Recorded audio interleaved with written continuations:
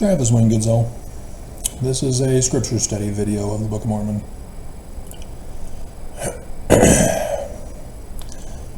Now I'm going to go over three particular passages in which Mormons believe proves the Book of Mormon is true, and the ex-fo Nevermos say, yeah, this proves that the Book of Mormon is a fraud. Yeah, we just get to choose. We have a free agency to choose whether the Book of Mormon is true or false. And you have to choose right. You have to choose that it's true. Otherwise you're wrong. But you're free to choose. Study. And so there's some linguistic tells are what these consist of. When you're doing actual research on a document, trying to date it, trying to figure out the historical context, and trying to figure out author. And so the majority of ex-fo Nevermos assume Joseph Smith wrote the Book of Mormon, just like Mormons do. But Mormons say gift and power of God. Ex-fo Nevermos say he just made it all up, it's a fraud, and plagiarized. But Joseph Smith would have had to have had numerous books, because there's over 3 dozen different contemporary books plagiarized within the Book of Mormon. And so with the amount of time that Joseph Smith had to write the Book of Mormon, if we're going to follow ex-fo Nevermos' conclusion that he's just making it up, copying from books that he finds, which contradicts those ex-fo Nevermos who believe that Joseph Smith made it up all off the top of his head. They're the ones who deny the plagiarism in the Book of Mormon, which is weird. You guys kind of need to get together on this. And you're not doing it. And then this completely is against those ex-fo Nevermos who believe in the Sidney Rigdon Spalding manuscript theory. Manuscript lost or found. And so that's a completely different one. But we're going to stick with the Joseph theory. And so it requires that Joseph Smith, one, have access to all these numerous books. And with what I'm going over, we only know of Joseph Smith having access to the King James Version of the Bible, the 1769, errors and all. But these 2 of 3 most popular ones, the third and final one is mine, and mine alone. Nobody else has figured this one out.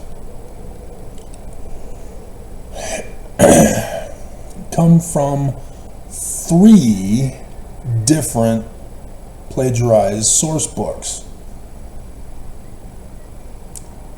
beyond the King James Version of the Bible, which the author of the Book of Mormon had to have access to. You guys are not thinking this through when you're hearing about this stuff. When somebody else finds the weirdness in the Book of Mormon going on. And so the first one we're going to go over is 2 Nephi chapter 12 verse 16. And so it's quoting from Isaiah chapter 2:16. Plagiarism from Isaiah 2:16. Sort of. 16 has something weird going on. And upon all the ships of the sea and upon all the ships of Tarshish, and upon all the porn pictures. Porn is not what we're focusing on.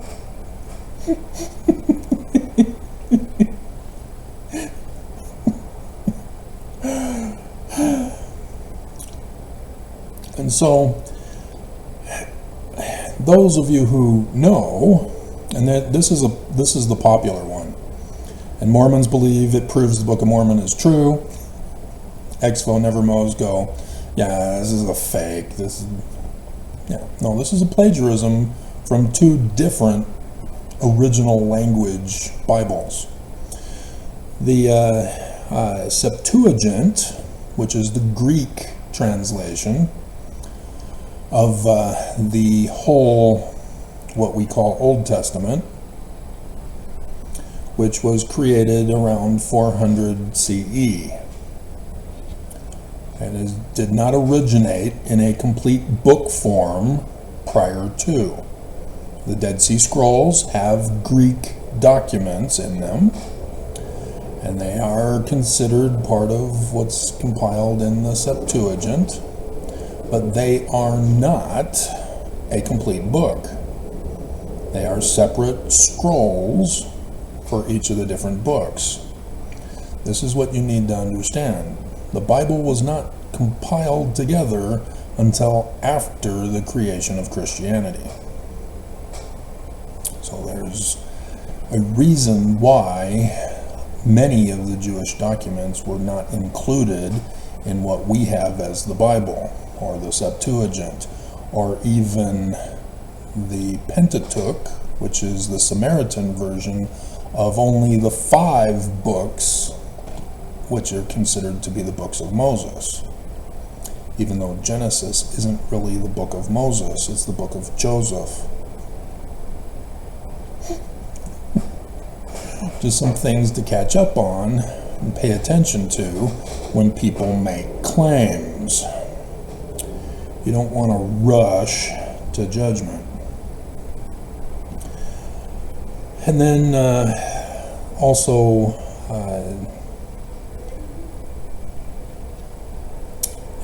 so the Tarshish, or the Septuagint, has C.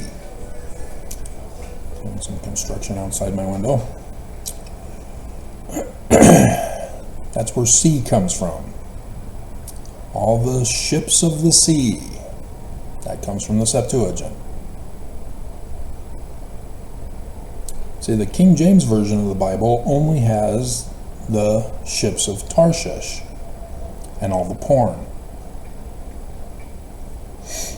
The Septuagint only has ships of the sea. And so the King James Version, by only having ships of Tarshish, got that from the biblical Hebrew text, created 800 to 1000 CE. That you need to know in context. You have to go back to the Dead Sea Scrolls to see the original document and not believe all the added vowels and vowel markings in the biblical Hebrew text. And if you don't understand, I have a pair. How do you know what I mean by pair? There are multiple meanings for the phonetic sound of pair. And so in order for me to write it on paper, then you would see how I spell it with the particular vowels. And thus, with the vowels added in, you can now see what meaning I intended to say. So original Hebrew that is contained in the Dead Sea Scrolls does not have vowels, no vowel markings. It's the biblical Hebrew text that pulled that stunt. And so what they did was incorporate many different languages, and simply by altering the vowels putting in vowels, not only did they fix the translation into one and only one translation, they also ruined the original author's one linguistic pattern. Now, the biblical Hebrew text is a multi-personality linguistic disorder. Numerous voices being all mixed in together. That's why the biblical Hebrew text is also wrong.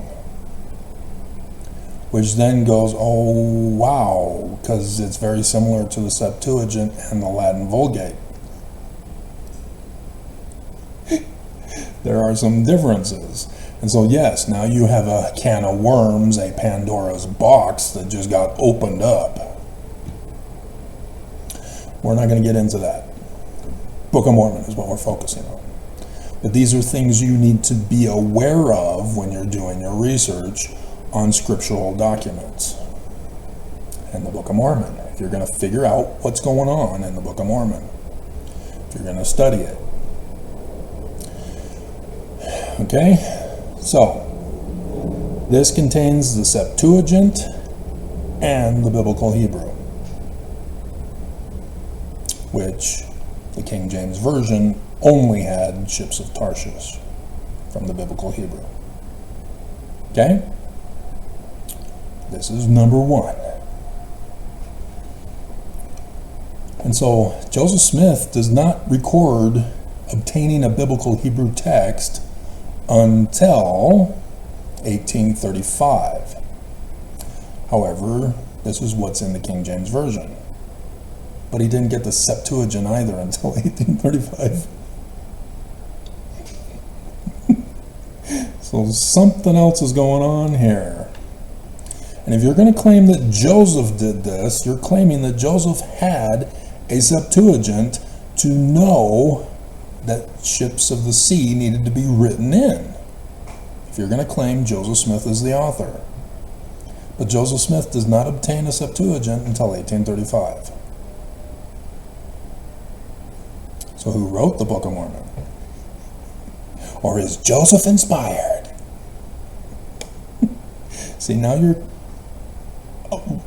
opening up the worms and Pandora in the Book of Mormon now.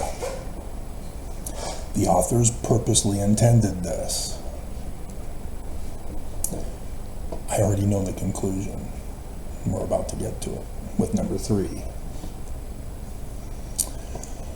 All right. The second one is also in 2nd Nephi. And remember, this is all the rewritten 116 pages. Joseph Smith was on timeout for a full year because Martin Harris stole the 116 pages. They had to be rewritten, and Joseph didn't rewrite them until after a marvelous working wonder is about to come forth among the children of men. He's still on probation. And yes, section 10 is supposed to be 1829, not 1828. Bruce R. McConkie purposely deceived us by putting the wrong date in. Alright, so lots of fun stuff when you're studying. The next one is not so popular, but is more of an underground expo nevermo thing. You probably can find it among apologists who again say gift and power of God. However, 2 Nephi 24:12, Lucifer. Now this is also strange, but this is in the King James Version of the Bible. And so you may not understand this, because this is more so for Mormons claiming that the Book of Mormon is true. Because how? It was the Latin Vulgate also around 400 CE, the time of the Septuagint. I think the Latin Vulgate was later, maybe, I'd have to check. Doesn't matter, it's 400, same time period. And Lucifer is a Roman deity. So you're going to need to know your Roman deities, doing your research on that. And so for it to be in the Book of Mormon, King James 1769 King James Version of the Bible, errors and all. The King James Version used the Latin Vulgate to put it in his English King James Version translation. And so both the Septuagint and the biblical Hebrew text does not have Lucifer. And so, gift and power of God, huh? Are you sure?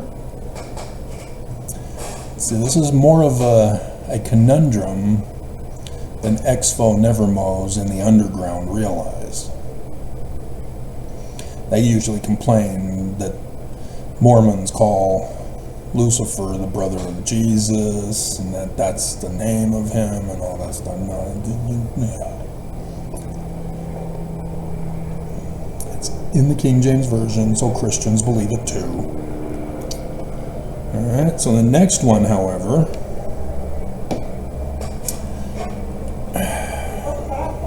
this is in Mosiah. This is the main part of the Book of Mormon now.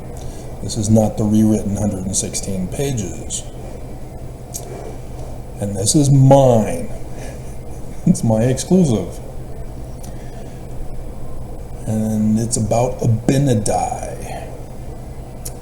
And we'll start it off in verse 21. And so for those of you who don't realize, Mosiah means Moses, Yah. Yah Moses, the God Moses. This is the Jewish Christ from Deuteronomy 18, 15 through 19.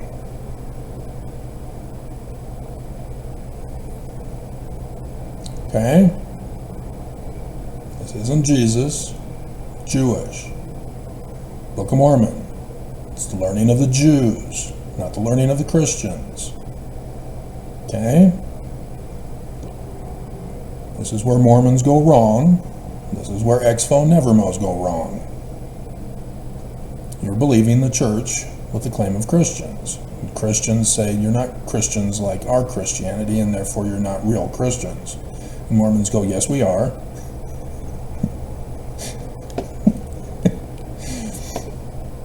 And so in verse 21, the priests of King Noah, which the bombshell yesterday confirmed that a certain asterisk president now, illegitimate president, is King Noah. And Limhi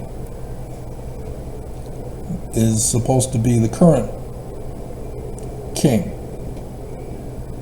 back in 2020 when the Exodus occurred. The man like Moses. Moses was involved with an Exodus. There were certain events that occurred during the Exodus of Moses, which are prophecies of the man like Moses of the Jewish Christ in the future, which is going to be very similar of prophecy of the Exodus events for the latter days. That's the Jews.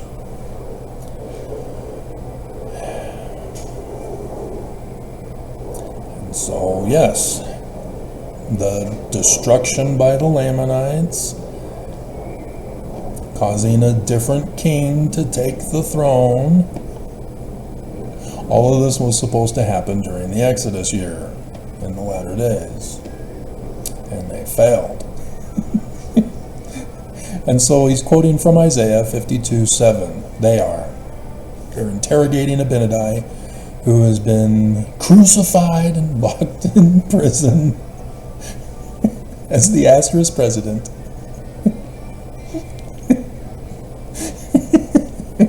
They're flipping the script. And so then he responds to them. Are you priests? And pretend to teach this people. I emulate Abinadi too. And to understand the spirit of prophecy. Prophecy. He's saying Isaiah is not talking about literal history. He's prophesying about the latter days, specifically about Zion in the millennium. Right here in the Book of Mormon. And this is supposedly, I don't have my actual 148 BC, according to Bruce R. McConkie.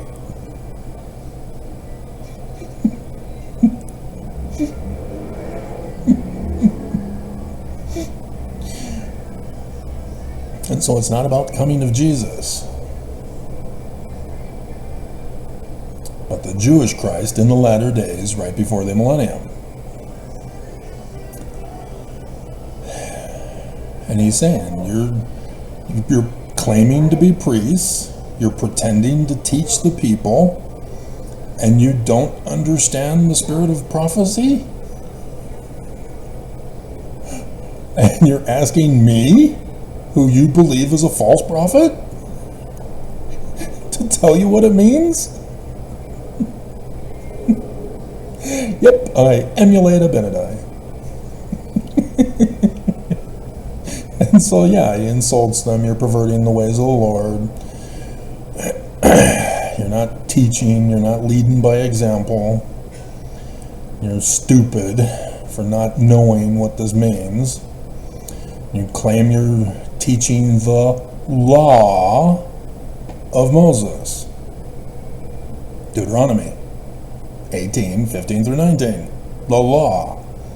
Prophecy of the latter-day Jewish Christ right before the millennium. They claim that they're teaching it, and they don't keep it. They don't believe in it. They don't believe that it contains prophecy. They deny the power of prophecy.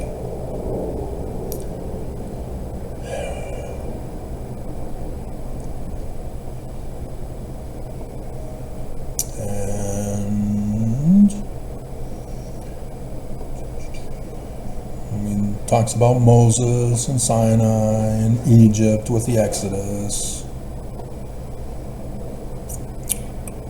And then into 13, because the particular passage is verse 16. And so then here he continues, touch me not, which is the same thing Nephi did to his brothers. Don't touch me or I'll smite you down, or God will smite you down if you touch me. And so in Nephi's version, God tricks them and laughs at them by shocking them. Rubbing his feet on the carpet and then touching them with an electric shock, that type of thing. Sticking a balloon on their hair. Or the Simpsons. I can't do it. Anyway. And so after this little threat, while he's in chains,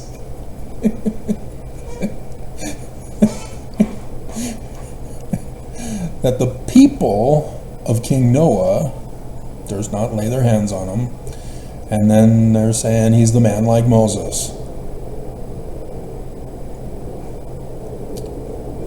Verse 5. His face shone with exceeding luster, even as Moses's did while on the Mount of Sinai. The man like Moses. Moses Yah. Deuteronomy 18, 15 through 19. The latter-day Christ is a man like Moses. Moses Yah. Abinadi is a man like Moses. See what the author is doing here? Learning of the Jews. And he spake with power and authority. He doesn't deny the power of prophecy, revelation, seership, translation, biblical Hebrew and Egyptian, Paleo-Hebrew and Egyptian. Okay? And then, boom. What you do with me shall be a type and shadow of things which are to come.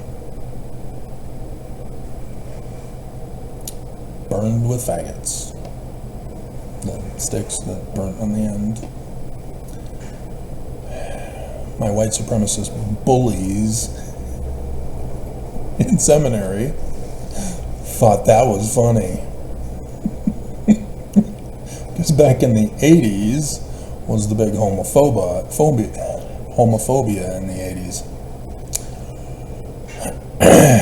And so then he continues, I will now read unto you. He's going to read.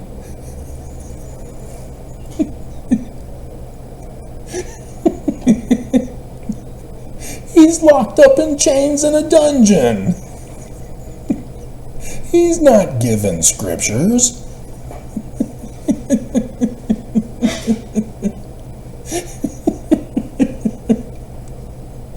How is he going to read? Hilarious. And now I will read unto you the remainder of the commandments of God. The 10 Commandments. Christian or Jewish? Louisiana says Christian, and they're now in the public school system. And so pay attention. Who is God for the Jews? He's the man like Moses. Moses Yah. Yah Moses. That is the Jewish God.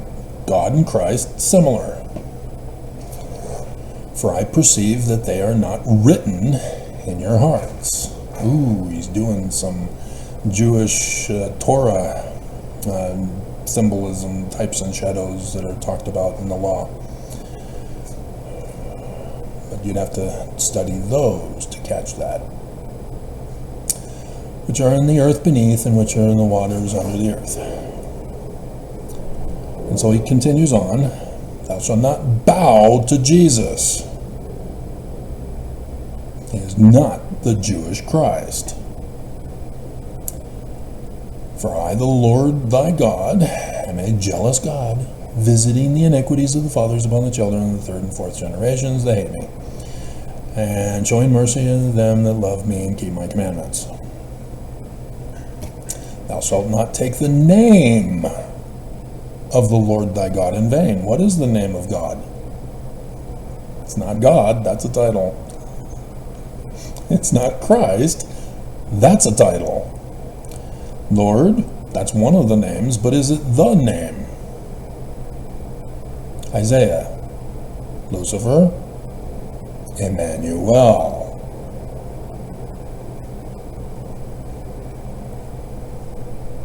And it is not God with us. It is the sun god at noonday of the Egyptians.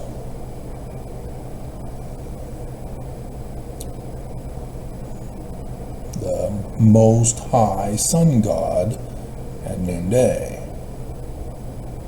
Saw a pillar of light above my head, over my head, above the brightness of the sun.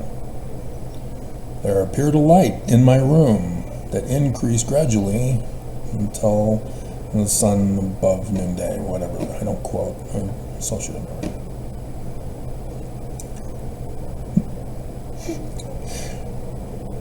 It's Emmanuel, the God Amen, the Christ for Mormons, not Jesus. This is what nobody is getting. The church automatically is wrong. The Church of Jesus Christ of Latter-day Saints is automatically wrong, because it's not the Jewish Christ. If they're going to claim Joseph Smith, if they're going to claim the Book of Mormon, they've got to get their Christ right. They've got to get their religion right.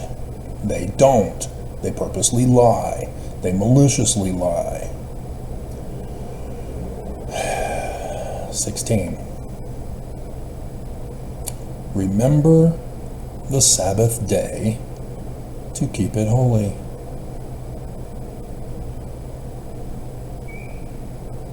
Well, Travis, the creation took 7 days, and on the 7th day, God rested from all his labors. Remember study, linguistic patterns, knowing historical events and when they took place. Because if you have an event or a person or something from a specific time period when it was invented, created, or existed, and you place it in the wrong time period, that's what's called an anachronism. That's a linguistic tell as to when the document was written. This is a tell. The Book of Mormon starts off in the rewritten 116 pages claiming that it began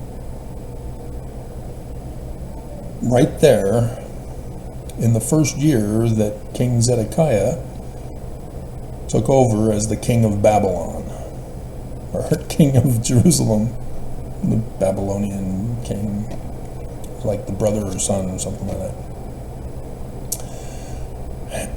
That's 597 BCE, if you're going to take it literal history.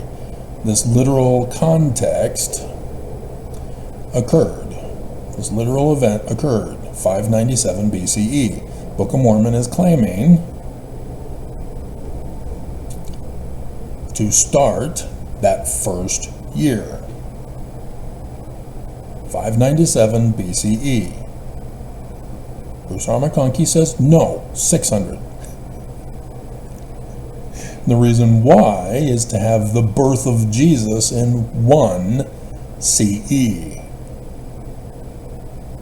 on April 6th. Because Lehi leaves Jerusalem that first year, and it's supposed to be 600 years before the time of the birth of Jesus.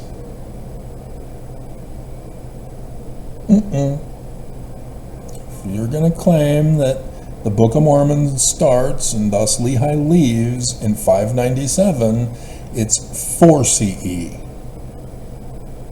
And the author of the rewritten 116 pages wants you to know and understand this. And you're supposed to study it, and you're supposed to do your math, and you're supposed to pull out your Urim and Thummim, and you're supposed to look in the skies to find out what happened in 4 CE.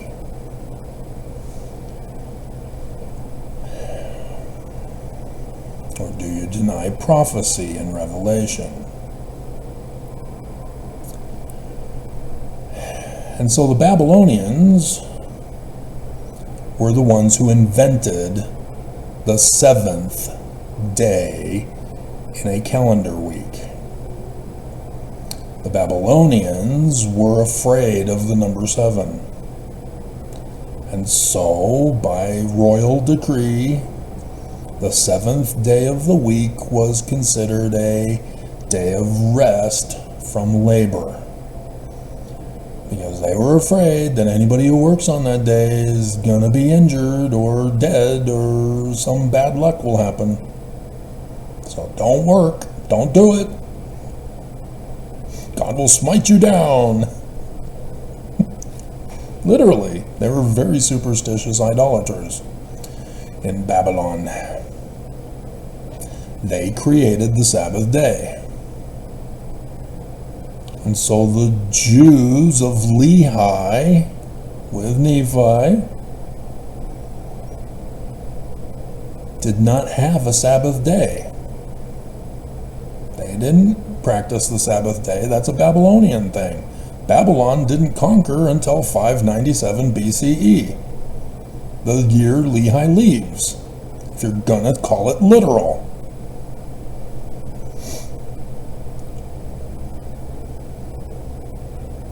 And Nephi even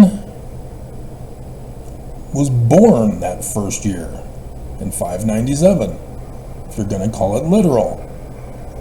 And so Nephi can't be older than 10 years old when he goes back to Jerusalem to get the plates of brass that supposedly has the 10 Commandments with the Sabbath day in them of the Babylonians.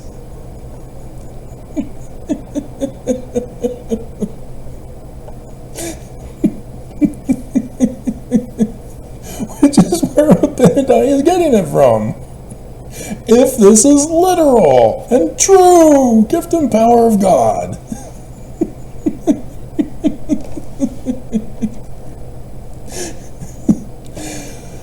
And if you're going, oh no, how did they worship God? Those heathens. No. The Egyptians had the temples open every single day. You could worship God any day you wanted to. Temples were open every single day. It was the Babylonians who said only one day of the week, and it was intended for no labor. And so thus you can see the corruption over time, especially with Constantine, who changed the day of the Sabbath from the Saturday to the Sunday, from Saturn to Sun. Okay? And so the clue is prophecy.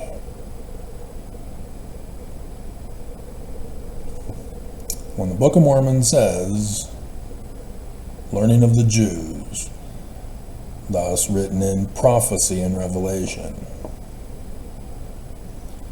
it means it's an actual contemporary person in 1820s.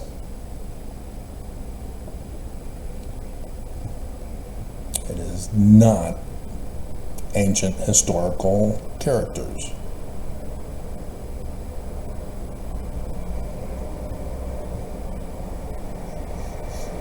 But is it Joseph?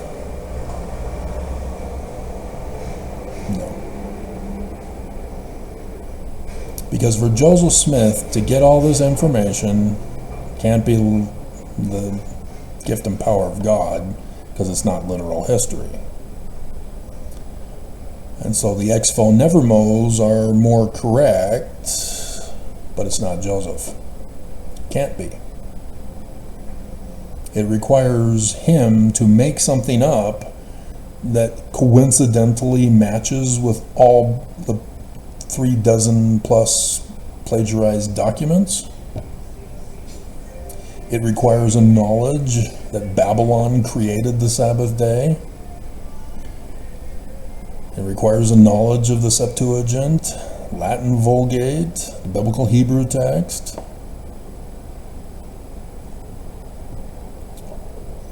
So Mormons aren't right. And so if Mormons are trying to sneak in, that proves the Book of Mormon's true. No, they've already lost. Stop it. We're now on Expo Nevermos to show that they're wrong too.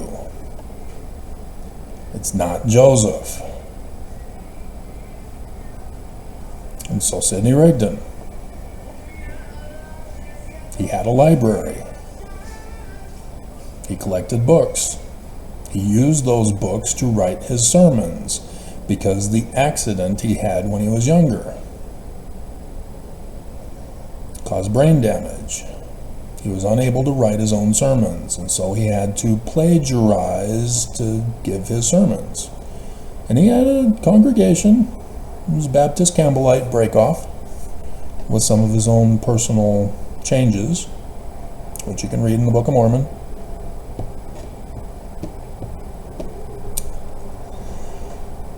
Because it's not the Smiths. Smiths were Campbellites, Jewish Kabbalists,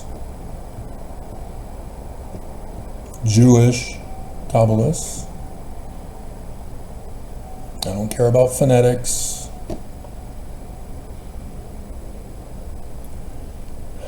Carol made an appearance in the comments this morning. I guess she's through getting angry with me, believing that Joseph Smith was the abomination that I had been going over with you and kept the notes of. That there's no way that Joseph Smith could have done any of the claims that are accused of him by this church. And again, Mormons say faith promotion. It's all true, faith promoting. Expo Nevermos say, oh my God, evil. That Joseph,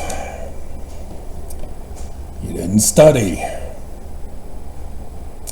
It's the same process. Doesn't matter whether we're studying the scriptures or studying church history. You got to use the same process for studying.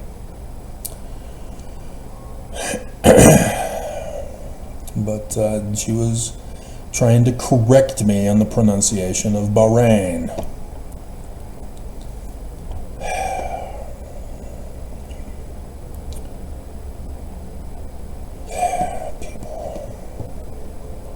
Don't care about phonetics.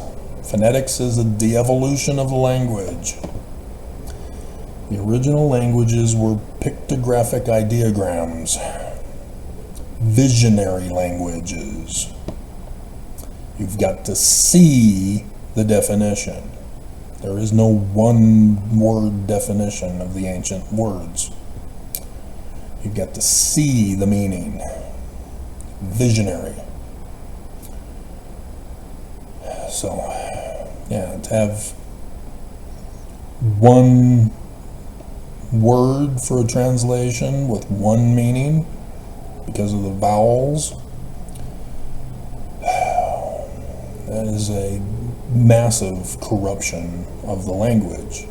And yeah, English is the worst language that has ever been created because it's a mutt language of every single culture. As all the different cultures introduce their words into English.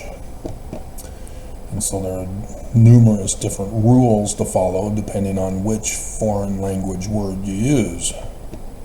Is it I before E? Not when it's from India.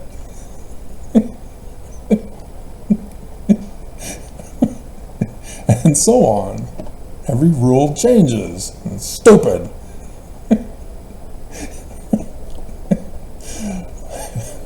But I'm grateful I was born and raised in America to learn English as my first language. Because foreigners, where English is a second or third or fourth language, it's tough to learn English. Especially with pronunciations. But allows me to identify commenters from Russia or Asia. Because there's linguistic tells in their typing and speech that give them away as to their source origin. Really? American, huh? Born and raised in America, huh? Really? Are you sure?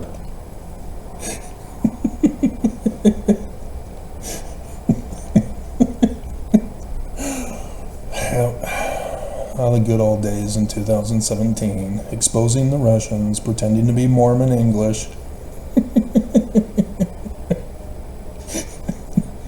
They, one, did not study English very well. Two, did not study American very well. Three, did not study Mormonism at all. Putin. I thought you'd have better quality agents than that. Oh well, you've done your job, and it was successful. And now you're laughing. And Trump, your boyfriend, you're so sad now. Putin, save me! Save me! Don't let me go to prison! Yep.